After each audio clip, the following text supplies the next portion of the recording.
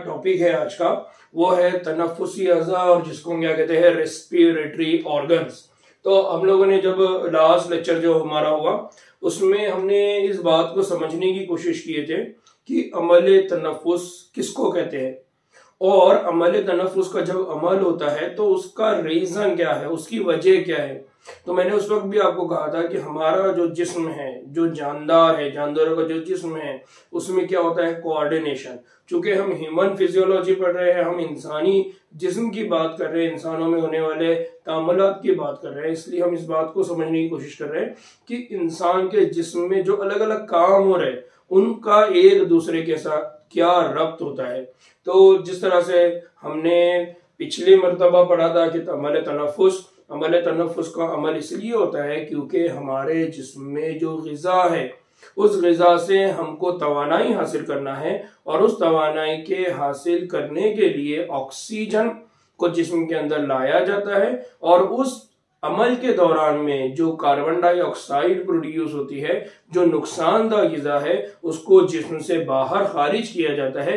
तो ये जो तबादले का अमल होता है उसको हम क्या कहते हैं अमल तनफ्फुस। आज हम ये जानने की कोशिश करेंगे कि हमारी इस दुनिया के अंदर जितने भी जानदार बसते हैं उन सारे जानदारों के अंदर अमल तनफ्फुस होता है। तो वो अमल तनफ्फुस एक जैसा ही है या अलग अलग है।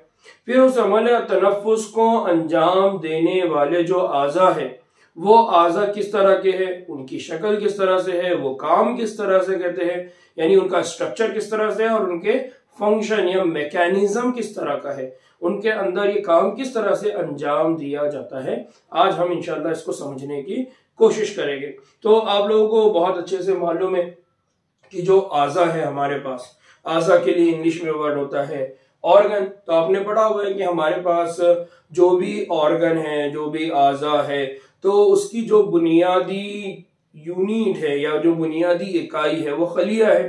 तो खलिए से बाफ्त बनती है और बाफ्त से क्या बनती है आज़ा। तो खलिया, खलिए से बाफ्ते, बाफ्तों से आज़ा बनते हैं। जैसा हम कहते हैं सेल, सेल से टिश्यू और टिश्यू से क्या बनते हैं हमारे जिस्म के ऑर्गन बनते हैं। तो आज हम यही देखने वाले हैं कि जो जानदार हैं उनके अंदर ये जो अमल तनफ्फुस अंजाम देने वाले आज़ा है वो कैसे होते हैं, अलग अलग होते हैं या एक जैसे होते हैं। तो जिस तरह से हम ये देखते हैं कि जानदार अलग अलग हैं, उनकी शक्लें अलग अलग है, उनके रहने का अंदाज अलग अलग है, इसी तरह से उनके जिस्म के अंदर होने वाले अमल तनफ्फुस और उसको अंजाम देने वाले और उसका जो तरीक़ेकार है वो भी मुख्तलिफ है। तो सबसे पहली बात कि जितने भी जानदार होते हैं उन जानदारों के अंदर जो अमल तनफ्फुस होता है, तो जानदारों के अंदर जो अमल तनफ्फुस है वो मुख्तलिफ तरीके के हैं। तो चूंकि जानदार मुख्तलिफ होंगे इसलिए उनके अंदर अंजाम दिए जाने वाला जो अमल तनफ्फुस का तरीका है वो भी कैसा होगा, मुख्तलिफ होगा। तो सांस लेने का तरीक़ेकार मुख्तलिफ किस्म के जानदारों में मुख्तलिफ होता है। तो जो मुख्तलिफ किस्म के जानदार हैं तो उनके अंदर ये तनफ्फुस का अमल भी क्या होगा, मुख्तलिफ होगा। अब सवाल ये आता है कि ये इख्तिलाफ या ये वेरिएशन या ये फर्क या ये डिफरेंशिएशन क्यों है। तो उसके दो वजह है। पहला वजह है वो है मस्कन। पहली वजह क्या है, मस्कन। आप लोगों ने मस्कन हम किसको कहते हैं आपको अच्छे से याद होगा, आपको पता होगा। मस्कन मीन्स रहने की जगह। मस्कन किसको कहते हैं, रहने की जगह। तो जिस तरह से है हम इंसान हैं, हम जमीन पर रहते हैं तो ये हमारा मस्कन है, मछलियां पानी में रहती है तो वो उनका मस्कन है। तो इसी तरह से अलग अलग जानदारों के मस्कन की वजह से, रहने की वजह, जगह की वजह से उनके अंदर क्या है जो अमल तनफ्फुस के आज़ा है वो मुख्तलिफ है। तो पहला रीजन, पहली वजह। दूसरी वजह याद रखना है कि जो जानदारों के अंदर ये इख्तिलाफ है उसकी वजह है तंजीम की सतह। अब ये तंजीम की सतह का मतलब क्या है, या आपने इसको पढ़ा होगा, आपने इस टॉपिक को कहाँ पढ़ा होगा, जब आपने पढ़ा होगा एनिमल किंगडम, जब आपने हैवानी खानदान पढ़ा होगा, आपने बहुत सारे फाइलम पढ़े होंगे, आपने पढ़ा होगा पॉरीफेरा, सिलेंटेरेटा, है ना, इस तरह के नाम आपने हैवानी खानदान के अंदर पढ़े होंगे। तो आपको मालूम होगा, आपको याद होगा कि जो तंजीम की सतह जो होती है तो आपने सुना होगा कि तंजीम के हमारे पास जो सतह होती है जानदारों के अंदर वो मुख्तलिफ किस्म की होती है। और कितनी मुख्तलिफ होती है? 4 मुख्तलिफ किस्म की वो सतह होती है। एक वो होती है जो खलिए की सतह की होती है, यानी वहां पर बहुत सारे खलिए होंगे और उनके जरिए ये अमल अंजाम दिया जाएगा। इसी तरह से बाफ्तों की सतह, इसी तरह से आज़ा की सतह, और एक होगा आज़ाए निज़ाम की सतह। तो 4 तरह की ये सतह होती है जिनकी वजह से इनके अंदर हमको क्या देखने को मिलता है? इख्तिलाफ। तो 2 वजह आपको याद रखना है।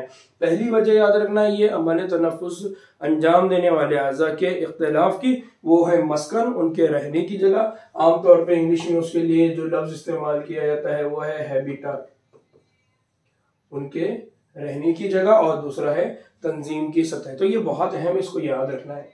नाउ अगर हम निचले दर्जे के मतलब वो एनिमल जिनको नीचले दर्जे में रखा गया, या हम ये कहेंगे इर्तिका के हिसाब से या इवोल्यूशन के हिसाब से जो पहले थे, तो अब उनको निचले दर्जे में रखा गया है। उनको कहा जाता है लोअर। क्या कहा जाता है उनको? निचले, या उनको कहा जाता है लोअर। यानी अभी ये हम जो हमारी जो है वो आला दर्जे की। आला दर्जे का मतलब क्या है? आला दर्जे का मतलब ये नहीं है कि हमारे पास बहुत पैसा है, इनके पास पैसा नहीं है, ये जो एनिमल है, ऐसा नहीं है। इसकी वजह ये है कि कॉम्प्लेक्सिटीज, पेचीदगी, जैसा हमारा ब्रेन है तो हमारा दिमाग है, हमारा जो दिमाग है ये बहुत पेचीदा है, हमारा जो हार्ट है ये बहुत पेचीदा है, या पेचीदा से अच्छा वर्ड हम ये कहेंगे एडवांस है। बहुत ही उसका जो काम होता है ये बहुत ही मुनज़्ज़म अंदाज में होता है, बहुत ज़ाब्ते के साथ होता है। तो एडवांस लेवल पर हमारा है, इसलिए हमको ऊपर रखा गया। और जिनके अंदर जो कॉम्प्लेक्सिटी है, जो पेचीदगी है, वो कम है, तो उनको नीचे रखा गया। ठीक है, तो याद रखना है कॉम्प्लेक्सिटी की बेसिस पे, पेचीदगी की वजह से इनको अलग अलग रखा गया है। तो जो निचले दर्जे के हैं, स्पेशली निचले दर्जे में भी खुसूसियत के साथ इनवर्टिब्रेट्स, है ना, आप लोगों ने ये वर्ड सुना होगा इनवर्टिब्रेट्स।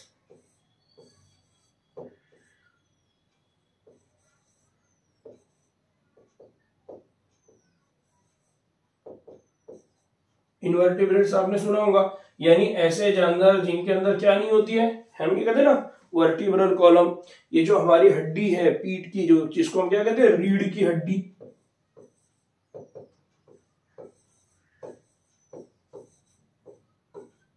तो जो रीढ़ की हड्डियां हैं, तो जो रीढ़ की हड्डियां हैं वो इनमें नहीं होती है।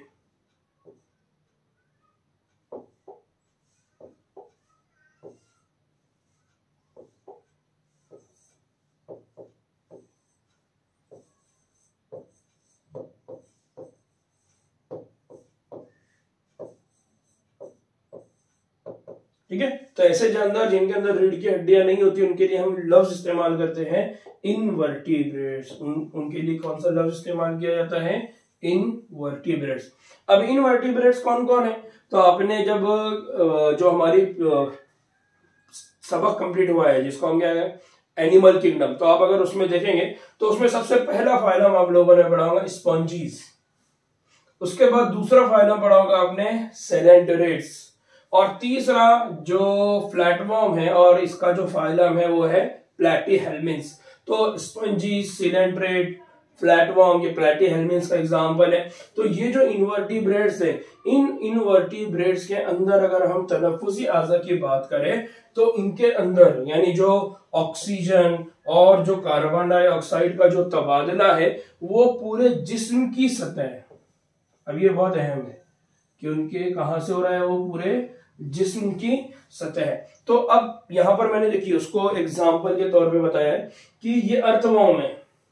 सिंपल स्ट्रक्चर मैंने यहां लेकर आया है, अर्थवर्म है। तो अर्थवर्म ये जो मेंबर है, अर्थवर्म जो है ये एनेलिड्स का मेंबर है। कौन से वाले फाइलम का है?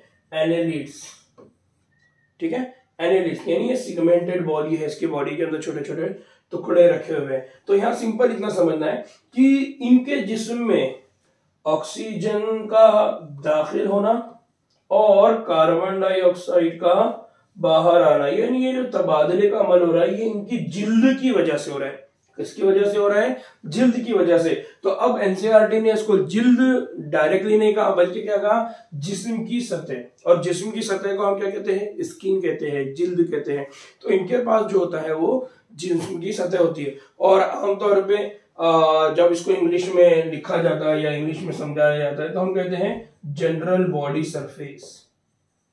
क्या कहते हैं हम उसको? General body surface. ठीक है, तो याद रखना है, अगर आपको पूरे जिस्म की सतह याद नहीं रहता है और अगर इंग्लिश का वर्ड याद होता है तो दोनों भी आपके लिए आसानियां हैं, उसको आप याद रख सकते हैं। तो जिस्म की सतह से। दूसरा जो यहाँ पर और एक वर्ड लफ्ज याद रखना है आपको, वो लफ्ज क्या है? वो लफ्ज ये है कि जब जिस्म की सतह से होता है तो जिस्म की सतह पर ये जो तबादले का अमल होता है, ये तबादले का अमल होता है नुफूज। नुफूज के लिए यहां पर एक वर्ड है, उसको कहा जाता है सिंपल डिफ्यूजन। अब ये नुफूज एक लफ्ज है लेकिन ये बहुत अहम है, इसको समझ लीजिए। नुफूज का मतलब क्या होता है या सिंपल डिफ्यूजन का मतलब क्या होता है? सिंपल डिफ्यूजन और नुफूज का मतलब ये होता है कि ऑक्सीजन अपनी ज्यादा मिकदार से कम मिकदार की तरफ जाएगा। जैसा पानी है, पानी क्या करता है? जहां पर पानी की मिकदार ज्यादा होगी वो अपनी कम मिकदार की तरफ जाएगा। ठीक है, तो इसी तरह से ऑक्सीजन अपनी ज्यादा मिकदार से कम मिकदार की तरफ, कार्बन डाइऑक्साइड भी अपनी ज्यादा मिकदार से कम मिकदार की तरफ जाती है। तो अब इस अमल को क्या कहा जाता है? नुफूज का अमल। क्या कहा जाता है उसको? नुफूज का अमल। तो हम ये कह रहे हैं कि ये जो लोअर इनवर्टिब्रेट्स है या जो निचले दर्जे के इनवर्टिब्रेट्स है, जिसको क्या कहा जा रहा है? स्पॉन्जिस, सेलेंट्रेट्स, फ्लैट वर्म, इनके अंदर ऑक्सीजन, कार्बन डाइऑक्साइड का जो तबादला होता है वो जिस्म की सतह से होता है और वो जो अमल होता है उस अमल को कहा जाता है नुफूज का अमल, या उसके लिए सिंपल लफ्ज क्या है? Simple diffusion. इसको याद रखना, ये बहुत है और एग्जाम में इस पे सवाल किए जा सकते हैं। तो याद रखना है कि जो भी लोअर इनवर्टिब्रेट्स हैं, निचले दर्जे के जो जानदार हैं, उनके अंदर जो तबादले का अमल होता है वो जिस्म की पूरी जिस्म की सतह से होता है, यानी स्किन के जरिए, यानी जिल्द के जरिए वो अमल अंजाम पाता है।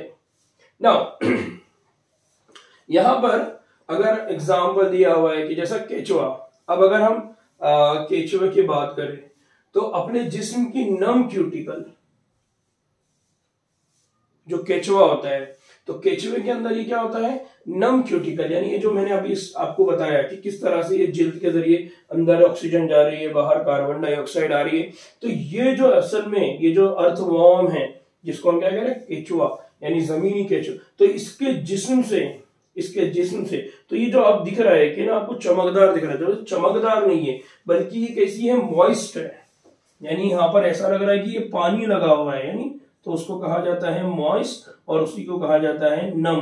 तो ये जो क्यूटिकल है, यानी इनके जिस्म की जो सतह है, उसके लिए लफ्ज यूज किया जाता है क्यूटिकल। तो इनके जिस्म के अंदर जब तबादले का अमल होता है तो वो तबादले का अमल किसके जरिए होता है? नम क्यूटिकल के जरिए होता है। तो पहली चीज याद रखना है कि लोअर यानी निचले दर्जे के जो इनवर्टिब्रेट्स हैं, निचले दर्जे के जो इनवर्टिब्रेट्स हैं, उनके अंदर पूरे जिस्म की सतह से हो रहा है। फिर एक एग्जाम्पल है केचुआ, तो उसके अपने जिस्म में कहां पर होता है? नम क्यूटिकल। यानी यहाँ इस तरह से आपके समझ में आ रहा है कि जो तनफ्फुसी आज़ा है उसमें दो नाम आपके पास आ गए। पहला नाम क्या आया? जिस्म की सतह, जिसको आप जिल्द कह रहे हैं, स्किन कह रहे हैं। दूसरा है नम क्यूटिकल। नम क्यूटिकल क्या होती है? तो ये जिस्म के ऊपर लगी हुई कवरिंग है, ठीक है, उसके जरिए ये अंजाम पाता है, और वो भी स्पेशली केचुआ, या जिसको हम क्या कह सकते हैं? अर्थवॉर्म कहते हैं। ठीक है, नाउ अब इसका मतलब क्या हो गया? अब पहले बात हो गई लोअर इनवर्टिब्रेट्स यानी निचले दर्जे के इनवर्टिब्रेट्स की, दूसरी बात हो गई केचुए की, अब तीसरी बात होने वाली है हशरात की। हशरात को आमतौर पे क्या कहा जाता है? इंसेक्ट्स। क्या कहते हैं हम उनको? इंसेक्ट। तो हशरात के अंदर अब ये अमल किस तरह से होता है? ठीक है, हशरात के अंदर, तो हशरात के अंदर जब ये अमल होता है तो इस अमल को अंजाम देने के लिए इनके पास एक और अलग सिस्टम है। तो हशरात के अंदर नलियों का एक जाल जिसको कहा जाता है ट्रैकियल ट्यूब्स। क्या कहा जाता है? नलियों का जाल। तो पहला जो था वो जिस्म की सतह था, दूसरा नम क्यूटिकल, और तीसरा जो है वो कौन है? ट्रैकियल ट्यूब, यानी नलियों का जाल। और ये नलियों का जाल किसके अंदर है? हशरात के अंदर है, और जिससे हवा जिस्म के अंदर दाखिल होती है ताकि खलिए बराहे रास्त क्या कर सके? गैसों का तबादला। तो आप देखिए ये जो हशरात है, उस हशरात में से एक कुछ हशरात में से या इंसेक्ट में से एक नाम जो हमारे पास हमेशा रहता है, जिसको हम क्या कहते हैं? कॉकरोच। आमतौर पे हम उसको क्या कहते हैं? कॉकरोच। और उर्दू में अगर बोला जाए तो हम क्या कहते हैं? तलचट्टा। क्या कहते हैं हम उसको? तलचट्टा, है ना? कॉकरोच। तो कॉकरोच के जिस्म के अंदर आप देखिए ये पूरा ट्यूब सिस्टम है, यानी ये कई सारी ट्यूब्स है, और इन ट्यूब्स को क्या कहा जाता है? ट्रैकिया। इन ट्यूब्स के जरिए अंदर क्या होगी? हवा जाएगी, और इन ट्यूब्स के जरिए हवा बाहर आएगी। तो यहाँ जो तबादले का अमल हो रहा है, वो तबादले का अमल किसके जरिए हो रहा है? ट्रैकियल ट्यूब्स के जरिए होता है, नलियों के जाल के। तो पहला क्या था? जिस्म की सतह से, दूसरा था नम क्यूटिकल, और तीसरा जो हशरात है, जो इंसेक्ट्स है, उसकी एक एग्जांपल हम कॉकरोच की बात कर रहे हैं, तो इनके अंदर क्या होता है? नलियों का एक जाल होता है जिसको क्या कहा जाता है? Tracheal tube. उसके जरिए इनके जिस्म में क्या होता है? गैसों का तबादला होता है। फिर इसी तरह से अगर हम बात करें मोलस्का, इसकी बात करें मोलस्का, और इसी तरह से बात करें अभी आर्थ्रोपोड। अभी आर्थ्रोपोड कौन से होते हैं? तो अभी ये जो कॉकरोच है ये भी आर्थ्रोपोड का मेंबर है, बट ये आर्थ्रोपोड और इस आर्थ्रोपोड में फर्क क्या है? ये टेरेस्टेरियन है, यानी जमीन पे रहने वाला है, और ये कौन से? आबी, यानी एक्वेटिक आर्थ्रोपोड है, ये पानी में रहने वाले आर्थ्रोपोड है। तो जो मोलस्क है और जो आबी आर्थ्रोपोड है, उनमें सांस लेने के लिए क्या होते हैं? गलफड़ा। अब ये जो गलफड़ है जिसको क्या कहा जाता है? गिल्स। क्या कहते हैं? गिल्स। इसका मतलब क्या हो गया कि पहला हमने पढ़ा कि कुछ जानदार ऐसे हैं जिनकी जिस्म की सतह से होगा, दूसरे कुछ जानदार ऐसे जिनके पास नम क्यूटिकल होगी, तीसरा कुछ जानदार है जिनके पास ट्रैकियल ट्यूब होगी, और चौथा ग्रुप कुछ जानदारों का ऐसा होगा जिनके पास क्या होगा? गिल्स होगा या गलफड़ होगी। ठीक है ना? फिर इसके बाद हम ये कह रहे हैं कि जो जमीन पर रहने वाले हैं, हमारी एनसीईआरटी ने इसको बहुत अच्छे अंदाज में मेंशन किया हुआ है कि जो जमीन पर रहने वाले जानदार हैं, तो उनमें ये काम कौन करते हैं? ये काम करते हैं फेफड़े। ये काम कौन करते हैं? फेफड़े। और फेफड़ों के लिए हमारे पास जो इंग्लिश टर्मिनोलॉजी है वो क्या है? वो है लंग्स। क्या होते हैं वहां पर? लंग्स। तो यहाँ याद रखना है कि अब हम कह रहे हैं कि सबसे पहले जिस्म की सतह, दूसरा हम कह रहे हैं नम क्यूटिकल, तीसरा हम कह रहे हैं ट्रैकियल ट्यूब्स जो नलियों का जाल है, उसके बाद हम कह रहे हैं कि क्या होते हैं? गलफड़, और उसके बाद हम कह रहे हैं कि कुछ जानदार ऐसे हैं जिनके पास क्या होते हैं? तबादले का जो अमल होता है वो किसके जरिए होते हैं? फेफड़े के जरिए होते हैं। ना बच्चों, फिक्री जानवरों में, अगर फिक्री जानवर यानी फिक्री जानवर मानिए वो जो वर्टिब्रेट्स है, यानी जिनके अंदर क्या है? रीढ़ की हड्डी है। तो फिक्री जानवरों में सिर्फ मछलियां। अब ये जो फिक्री जानवर है जिनको वर्टिब्रेट्स, या इनके लिए वर्ड इस्तेमाल किया, इनके लिए लफ्ज इस्तेमाल किया जाता है कॉर्डेटा। तो सिर्फ मछलियां गलफड़ों की मदद से सांस लेती है। अब यहां पर याद रखिए कि यहां पर गलफड़े जो गिल्स है, तो कॉर्डेट वो एक एक्सेप्शनल केस है, या वो एक ऐसा ग्रुप है जो कॉर्डेट है, जो वर्टिब्रेट उनके पास है, लेकिन उसके बावजूद भी वो लंग्स या फेफड़ों की मदद के बजाय किसका इस्तेमाल करते हैं? गलफड़ों की मदद से वो क्या करते हैं? तबादला करते हैं गैसेस का। जबकि रेप्टाइल्स, परिंदे और दूध पिलाने वाले जानवर, जिनको हम क्या कहते हैं? पिस्तानिये, रेप्टाइल्स मतलब वो जो रेंग कर चलते हैं, सांप हो गया है ना। इसी तरह से परिंदे जो हवा में उड़ते हैं, फ्लाई करते हैं। और दूध पिलाने वाले जानवर यानी जिनके पास क्या होता है, पिस्तानी होते हैं, जिनके बच्चों को वो अपने बच्चों को क्या करते हैं, दूध के जरिए ग़िज़ा तग़ज़िया प्रोवाइड करते हैं। तो उनके अंदर फेफड़ों की मदद से यानी लंग्स की मदद से सांस लेते हैं। तो हमारे सामने ये आता है कि हमारे पास ऐसा कुल मिलाकर 5 नाम हैं आज़ा के, जिनके जरिए सारे जानदार यानी कुछ जानदारों के अंदर जिस्म की सतह होंगी, कुछ जानदारों के अंदर नर्व क्यूटिकल होगी, कुछ जानदारों के अंदर नलियों का जाल होगा जिसको हम ट्रैकियल ट्यूब्स कह रहे हैं, कुछ जानदारों के अंदर गलफड़े होंगे और कुछ जानदारों के अंदर क्या होंगे, लंग्स होंगे, जिसकी मदद से वो अमले तनफ्फुस या गैसों के तबादले का क्या करेंगे, काम अंजाम देंगे। अब इसमें से एक है जल थलिये। जल थलियों के लिए जो हमारे पास लफ्ज है या जिनको हम आमतौर पे क्या कहते हैं, आमतौर पे हम उनको कहते हैं एम्फीबियन। क्या कहते हैं उनको, एम्फीबियंस। और एम्फीबियंस की सबसे अच्छी एग्जांपल है हमारा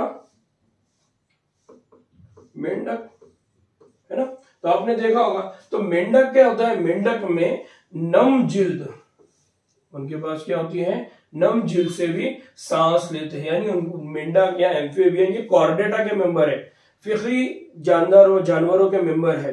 तो उनके पास फेफड़े भी होंगे, लंग्स भी होंगे, और उनके पास गलफड़ भी होगी, और उनके पास क्या होगी, नम जिल्द। तो आमतौर पे जब हम मेंढक पढ़ेंगे तो हम पढ़ेंगे कि आपने अक्सर देखा होगा कि सर्दियों के दिनों में, गर्मियों के दिनों में आपको मेंढक दिखाई नहीं देगा। क्यों नहीं दिखाई देगा, क्योंकि वो अपनी जान बचाने के लिए क्या करेगा, जमीन के अंदर चला जाएगा, ऐसी जगह पे चला जाएगा जहां पर उसको नम जगह मिले, मॉइस्ट इन्वायरमेंट मिले, जहां पर उसको पानी मिले, ताकि वो अपनी जिल्द को हमेशा क्या रख सके, नम रख सके। और वहां पर फिर वो क्या करेगा, अमल तनफ्फुस का अमल अंजाम देगा ताकि वो जिंदा रहे। तो अपनी जान बचाने के लिए मेंढक क्या करते हैं, सर्दियों में और गर्मियों में जमीन की सतह से नीचे नम जगहों पे चले जाते हैं, क्योंकि उनके जिस्म में क्या होता है, अमल तनफ्फुस जो होता है वो जिल्द के जरिए भी अंजाम दिया जाता है।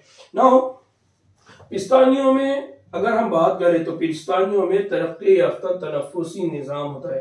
यानी हम जो है वो भी हम भी पिस्तानियों में आते हैं, हम भी मैमल्स में आते हैं। तो हम ये देखते हैं कि तनफ्फुसी जो निज़ाम है हमारा वो बहुत वेल एडवांस फॉर्म है, बहुत ही क्या कहेंगे कि बहुत ज़्यादा पेचीदा फॉर्म है, बहुत हाई फॉर्म है, बहुत तरक्की याफ्ता वो शक्ल है, स्ट्रक्चर है। तो यहाँ बहुत ही बेसिक और आसान अल्फाज में मैंने आप लोगों के सामने जो बातें रखा है मैं उसको और एक बार लिख कर आपको दे देता हूँ, ताकि आप उसको घर पर बैठ के आराम से और अच्छे से पढ़ सके और उसको समझ सके।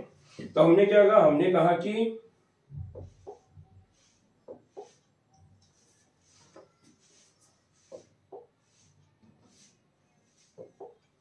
हमने सबसे पहले ये कहा कि जो हमारे पास स्पॉन्जीज है इनको फाइलम पॉरीफेरा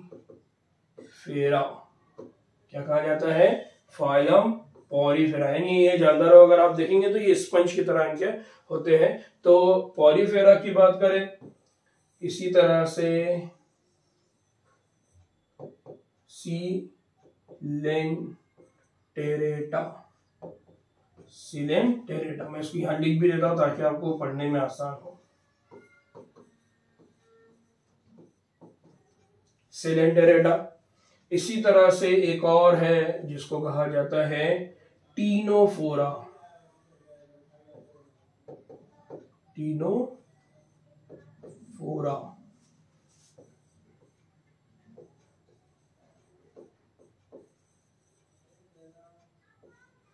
ये एक और फाइलम है टीनोफोरा। इसी तरह से एक और फाइलम है जिसको कहा जाता है प्लैटीहेल्मिन्थ।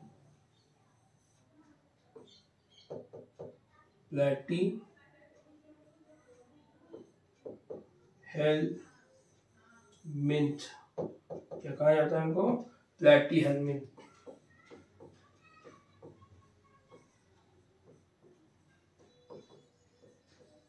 अब एनसीईआरटी ने इतने सारे नाम तो नहीं दिए थे, उन्होंने 3 ही दिया था, लेकिन बाकी के क्या होते हैं तो वो भी मैं लिखा रहा हूं ताकि आपको याद रहे। तो प्लेटिहेल्मिन्थ, इसी तरह से एक नाम होता है जिसको कहा जाता है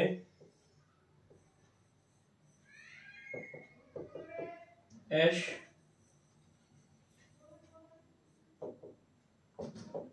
हेल्मिन्थ।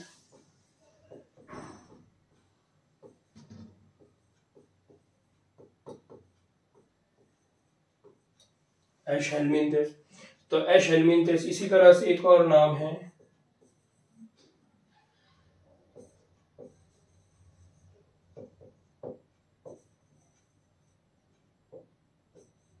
एनेलिड्स।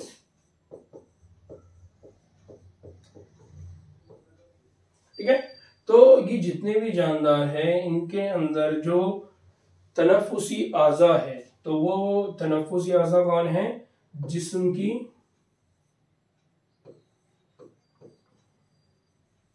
सतह, जिसको क्या कहते हैं, जिसको मैंने आसान अल्फाज में कहा था जनरल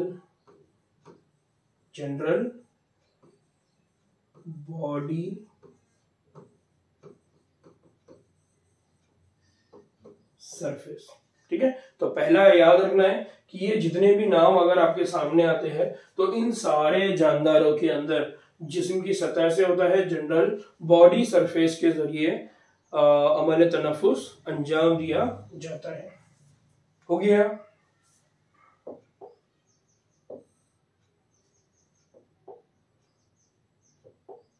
इसी तरह से एक और नाम है, वो कौन है?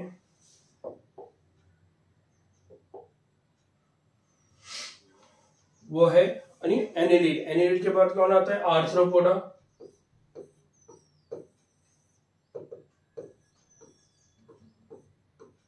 अब आर्थ्रोपोडा के अंदर क्या है? तो आर्थ्रोपोडा के अंदर भी लिख लीजिए, आर्थ्रोपोडा के अंदर 2 ग्रुप बना लीजिए। एक आर्थ्रोपोडा तो वो है जो आबी है, और एक आर्थ्रोपोडा वो जो जमीनी है।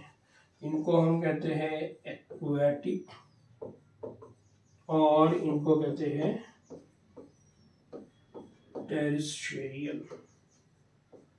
ठीक है, अब आर्थ्रोपोडा की अगर बात करें तो इनके अंदर है तो जो आज़ा होते हैं तो वो आज़ा कौन कौन से है? तो इनके अंदर मुख्तलिफ किस्म के आज़ा होते हैं, जैसा अभी हमने कहा ना गलफड़, जिसको क्या कहते हैं हम? गिल्स। इसी तरह से इनके पास होती है किताबी गलफड़। अब आप बोलेंगे सर ये किताबी गलफड़ क्या होती है? तो किताबी गलफड़ का मतलब ये होता है कि ये जो गिल्स होती है यानी ये जो गलफड़ होती है वो एक बुक की शक्ल की दिखाई देती है, इसलिए उसको कहा जाता है बुक गिल्स। ठीक है, इसी तरह से इनके पास होते हैं फेफड़े।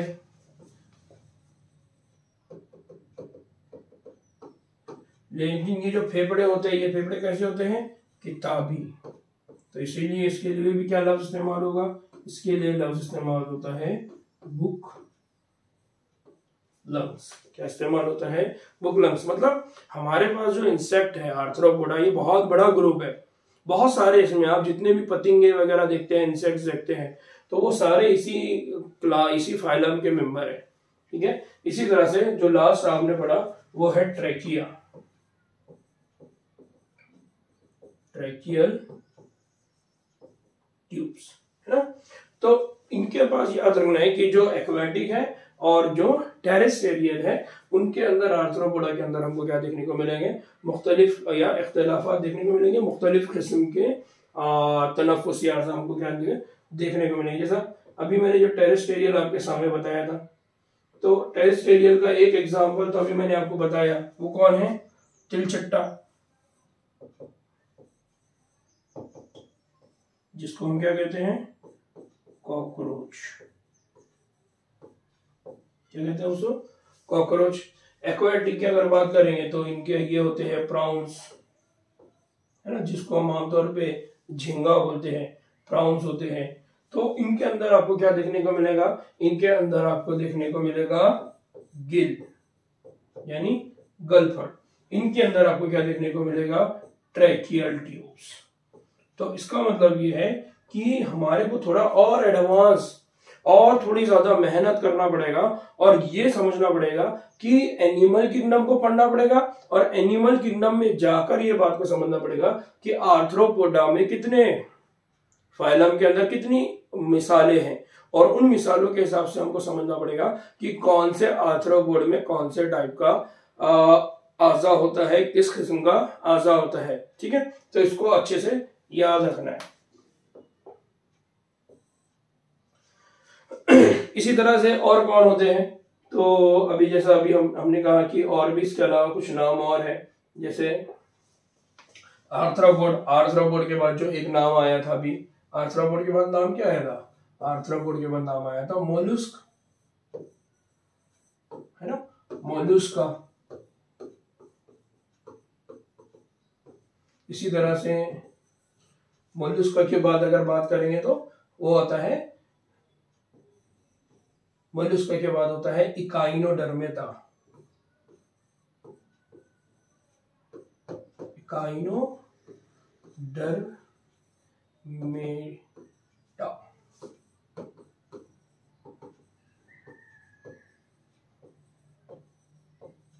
क्या नाम होता है, इकाइनोडर्मेटा। इसी तरह से एक और है जिसको क्या कहा जाता है, हेमिकॉर्डेटा।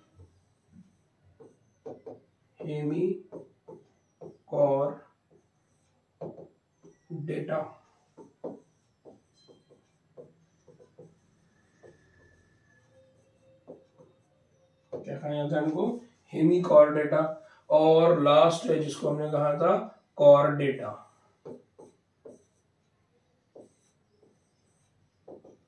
जिसको हम क्या कहते हैं, जो कॉर्डेटा है। तो कॉर्डेटा के अंदर, कॉर्डेटा के अंदर यूरोकॉर्डेटा, सिफेलोकॉर्डेटा, वर्टिब्रेटा एटसेट्रा। तो यहाँ पर याद रखना है कि जो मोलस्क है इसके अंदर गिल्स होंगी यानी गलफड़ होंगे, इकाइनोडर्म है इनके अंदर गलफड़ होगी, हेमिकॉर्डेटा इनके अंदर गलफड़ होगी, गिल्स होगी।